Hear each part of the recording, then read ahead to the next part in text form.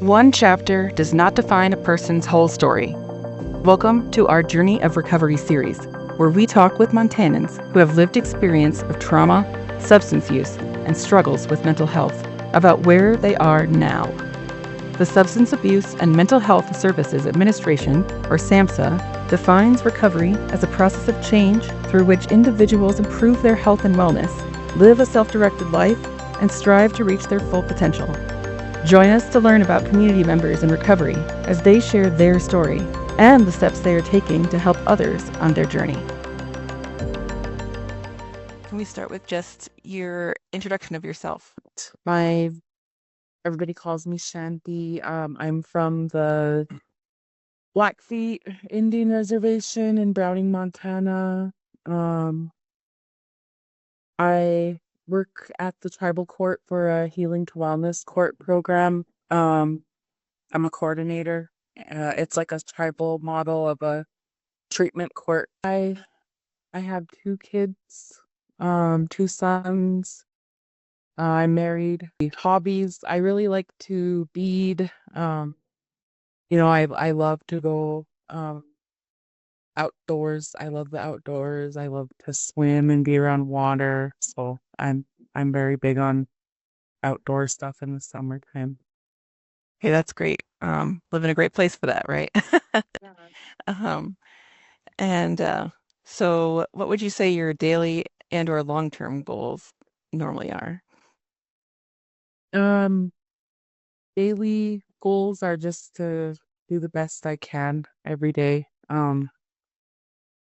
Take it day by even minute by minute sometimes. My long-term goals are um I do want to go further my education. I want to do my master's in social work and one day hopefully do a JD program because ultimately I'd like to come back to the court system but in a different role as a judge or possibly take my um background somewhere where I can help programs like this be implemented across the nation. And did you mention what the program that you work for does? It's Healing to Wellness Court, and it's a tribal specific model of a treatment court, which is it's court involved individuals. They're negatively involved with the court system, and largely the root causes drugs or alcohol. So helping people who are struggling with substance use disorder um, find ways to treat the cause of the problem rather than just punitive sentencing like the traditional court models do. So we offer a lot of wraparound services and a lot of different cultural, really tying our culture into it, community-based support. So that's kind of what I do. I coordinate all of that. What got you into that position? Did you have any personal experience or something else that touched you in your life that made you want to do something to help people involved in the court system? I've always wanted to work with kids. So I worked a lot with while I was going to school. I'm a social worker, so going to college I interned with a kind of like a Big Brothers Big Sisters program there, Okay. called Friends Forever Mentoring, and just working with kids who are at risk. And um myself being a kid who kind of comes from that type of background, I wanted to be helpful to them and help them see a different road. Yeah. Was there anyone in your lived experience that you looked up to, like a peer, someone who came and talked about their life that kind of inspired you? um i I grew up a lot around my culture, and um just being around our elders and stuff. I've always wanted to be like them. All of them are walking the sober road or the red road, as you'd say. So just always seeing how, um, you know, just they're just whole people, like whole, like healed people, and I've always wanted to be like them. Do you have any recent accomplishments or just major accomplishments in your life that you'd like to share that are either personal or work related? Um, I, I've gone periods of time of in sobriety, but this is the longest I've ever had sobriety. I'm coming up on 2 years in September. Yeah. You know, I I feel really strong in my recovery now and really confident, but I've really moved I've had a lot of growth in my cultural journey. So this past year I'm a became a leader of the Brave Dog Society with my brother, and it's really important work here in our community because we're helping our culture move forward, and we're revitalizing traditions, and just really tying myself into that healing process was significant for me, and um it just kind of helped me find a deeper sense of self, I guess. And Yeah. um that's kind of my big accomplishment, that I've taken a lot of responsibility, but I've been learning so much along the way. So the rewards are really great in this role I have now, my new role. I was gonna say that's great. I mean, that's a huge accomplishment, right? I mean, every time you hit even a small milestone, that's something to celebrate so that you can keep telling yourself like you're doing the right thing, you're doing what you set out to do, and that's great. Yeah, absolutely. So I think that's wonderful. Um, so you said that you're going on your longest time being sober. What were there any recovery services that you really benefited from or that you feel really impacted your life?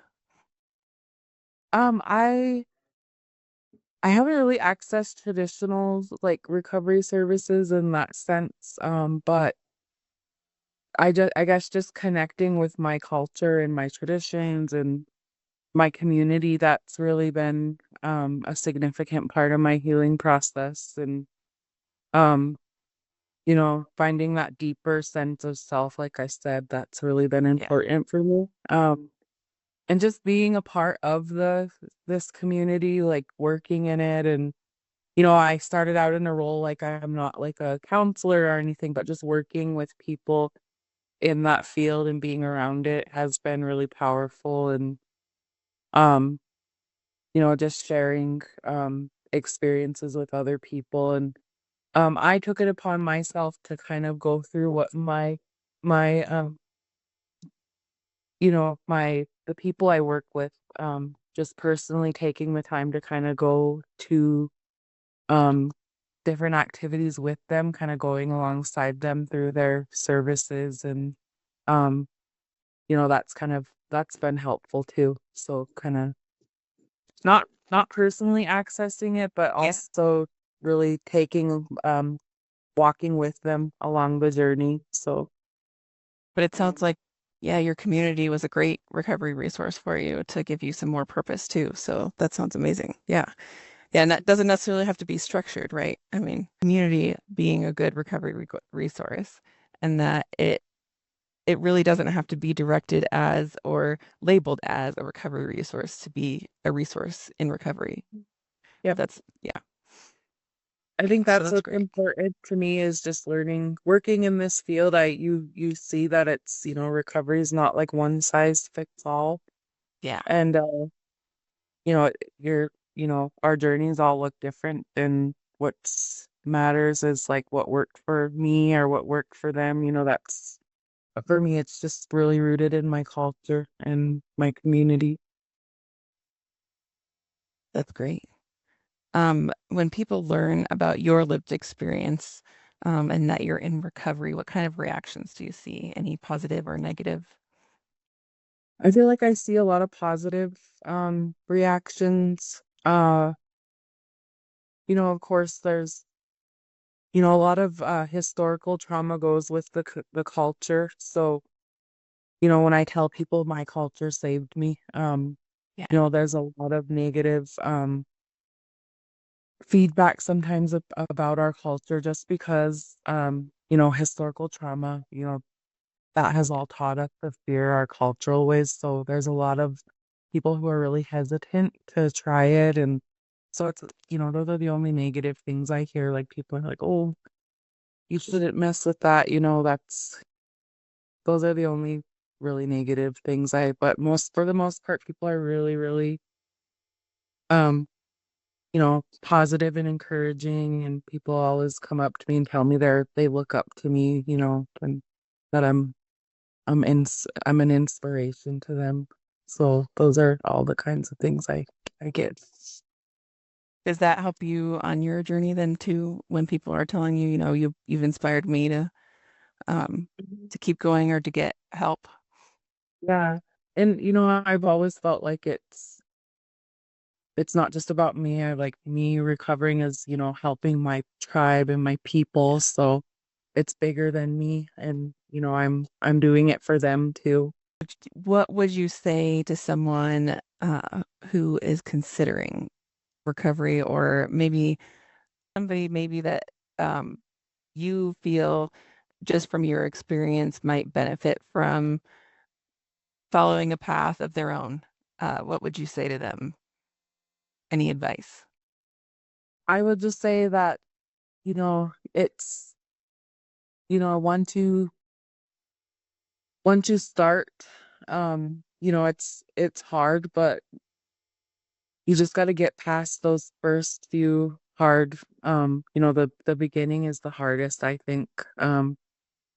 So really connecting yourself, connecting to people is going to be your biggest, um, you know, it it's going to help you through those hard moments. So not isolating yourself, but really just try to um remember it's your journey and not to, like, if you slip up, Yeah, don't beat yourself up about it. It's a journey, so it's going to take a while. It didn't happen overnight, so it's not going to be changed overnight. So you got to do the work, but if you have people around you who are surrounding you that you can connect with, that's going to be the best thing for you. absolutely. Yeah, I was gonna say we've had a few of these interviews, and um a biggest part was making your own community, having your own community, and then also knowing that it's not perfect, that Yep. it's a journey, like you said, and it's not. I made it a point to say it's not the journey to recovery, because recovery doesn't end, and it's not the end. It's a journey of recovery. So even just that small word, that small change could really reframe it in someone's brain. That means, you're not perfect. No one's perfect, right? Like, I mean, Mhm. that's my viewpoint personally, is that nobody's perfect. So just making sure that you celebrate your small wins, and like you said, if you slip up, keep going. It's really important to, sorry, Oh, no, like for sure. celebrate the small things, like, every little step of the way. Make sure you're celebrating those little victories that you have along the way, because that really makes a big deal too at the end. Yeah. It's even if it's just getting through one tough day, like finding the strength in that and really really, really encouraging you to carry yourself in that way, because we all have to ground ourselves every single day. So it's about remembering what your strengths are and finding it. I know you were saying that you look up to your elders, and that um, Mhm. they're walking the red road, like you said. And so, is there any like specific story that you've heard that really resonated with you?